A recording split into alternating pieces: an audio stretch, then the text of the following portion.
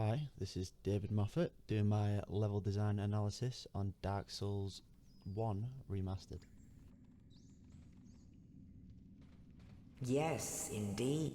One thing to The note, dark side the brands starting the area undead. is basically a starting cave like other games would do. And in this land, Games like Legend of Zelda Breath of the Wild, where you come out the of a undead literal are cave. corralled This and is led to done the north. in games to control where the player goes with a limited area, Where they are locked basically a away mini version of to where they're await the going to be end of the playing, world. just to allow them to understand the mechanics of the game and stuff, and then it will open up This afterwards. is your fate. Okay, right. First things first, we're introduced. We're a undead asylum prisoner in this dungeon. Well, asylum.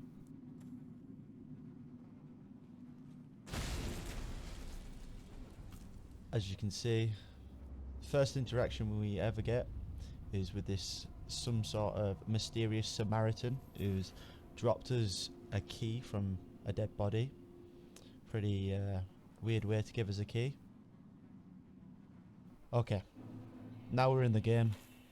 We're put in this cell that the Samaritans give us a key to open. Around us, we're surrounded by other prisoners who are put in the same circumstances we are, looking very sad and depressed, as you would be in an undead asylum. On our right, you can see this massive stray demon who's put into an area which isn't accessible at the moment, but can be accessible later in the game. With the starting area, everything's very linear, but they've added a depth of verticality just to add a little bit of interesting terrain to navigate with like multiple floors.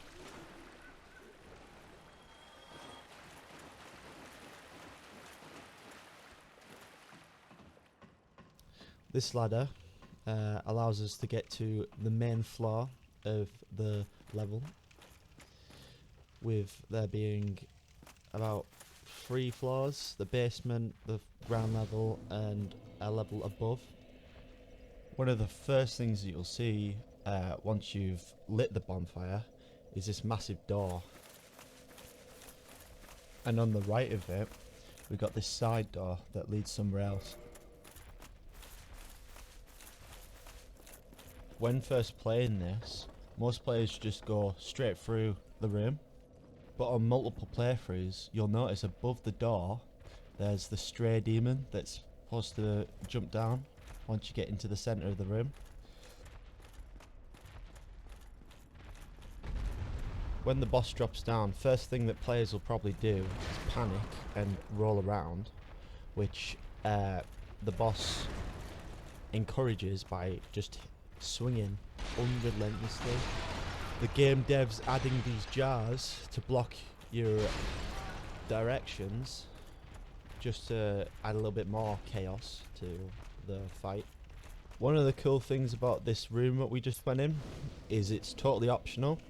You can kill the boss, it's just very hard, and if you do, you can go straight through the main door that's just behind the boss and you'll get rewarded a weapon, or you can go through here, basically indicating to the game that you are not ready for this fight and are given a kind of tutorial on how to use your weapons, and are given better weapons to help you fight the boss and other enemies. One thing to note, these signs on the floor that you can interact with are mainly put down by the devs, but can be put down by the players to give hints and mechanical information on like how to block an attack, which is very useful just for new players.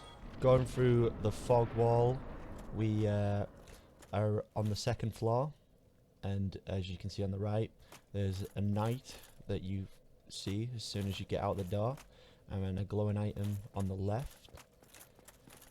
This second floor is just above the bonfire that we first lit.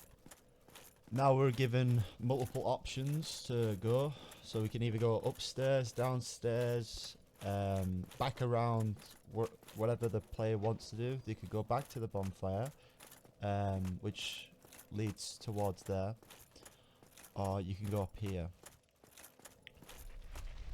which gives us our first environmental event. That is this massive iron ball that is pushed by this prisoner. The gate behind him is blocked, so we have to go back. And since the ball has went through the wall, we can go to the knight that was blocked off before. One thing I like about this area is it's totally optional. For players, they can either go with this knight and see what he's doing, or they can go downstairs and just go back through the door from the bonfire. Hear me out, will you? Regrettably, I have failed in my mission, but perhaps you can keep the torch lit. There is an old saying in my family: thou who art undead art chosen, and thine exodus from the undead asylum maketh pilgrimage to the land of ancient lords. When thou ringeth the bell of awakening, the fate of the undead thou shalt know. Basically, Well, now you know. if you're listening to what he's actually saying, he one more thing. foreshadows Here, take a this. lot of what And this is happens flask, later on in the and I'm their game, favourite. and basically and gives the listen. player a Now I must direction bid of where I'll take the harm they're you are to supposed to be death. going, So go, which and is thank you. to get out of this asylum and ring the bell, and then later on become Lord of Cinder. If you heard, the knights just died, and to confirm that, we're given souls, which are given when enemies or players die around us. Up here, we're allowed to open the gate with the key that the knight gave us, and then we're introduced to more mechanics from the game, and we're given a multitude of enemies to fight around and use shields and swords and all that, depending on what you want to use. We're also told one of the other key mechanics of Dark Souls, parries, which is a good way for players to get a lot of damage out with the enemies, but you are at risk of getting attacked because of the required skill to perform it. We're told that if we hold attack, we can plunge attack, which basically rewards us for going around this area instead of just going and dropping down or going through the door from the bonfire. What you can notice here when you come back to the area is the floor will collapse and allow you to go to the second Stray Demon, which is much harder than the first Stray Demon because it's designed for the player when they're a little bit more developed in items and stuff, for some bi-directional gameplay later on in the game when you come back.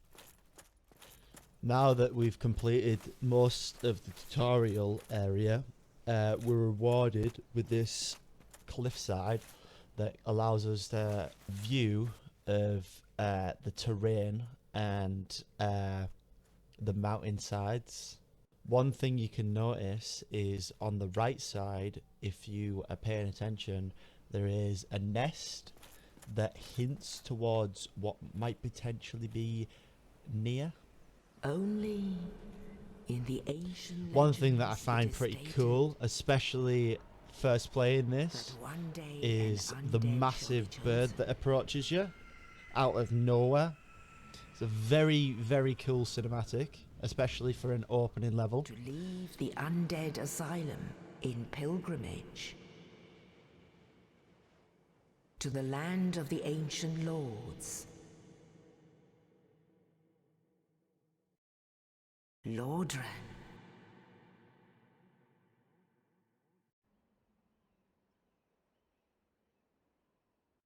Here we're given a sweeping view of the future areas that we can go. On the left there's the bell, and on the right there's the town and the bridge which you go across. A lot of different areas that you can look at, which are basically all weenies slash landmarks that the player can go towards to progress through the game and get towards the end. And now we're dropped off at the Firelink Shrine, which is basically the central hub of the player, where he can change stuff without worrying about enemies, or use the bonfire to level up, or even see NPCs, as you can see in front of us. One thing to look back on the level is that there's a lot of right angles with where you're supposed to be going, and not a lot of like curved movement. Because it's like an ancient building, an asylum, they could have potentially put like spiraling towers or just something where it would curve, just to like add a little bit more of interesting directions to move around on. But the way they laid it out allows you to go through this game and then go through the game again later on when you play New Game Plus and still enjoy that area, because you can go and do a totally different way through this area to the end.